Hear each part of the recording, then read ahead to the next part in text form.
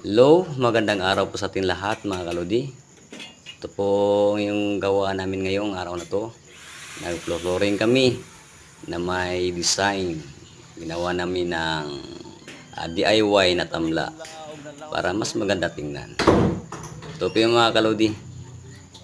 Saka ito yung mga kasama ko sa trabaho. Dalawa, nagsisiling naman sila.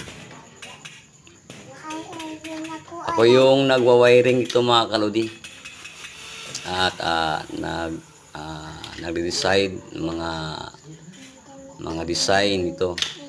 Ako yung bali foreman nila dito mga kalodi.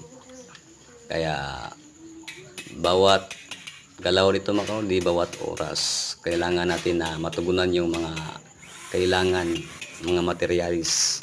Kaya while nagtatrabaho po ako, chine-check ko po yung mga materialis kung ilan na ba yung ilan na yung kulang. Yan, tiningnan ko, hardflex, konti na lang talaga, yun na lang natira. Kaya kailangan ko mag-order.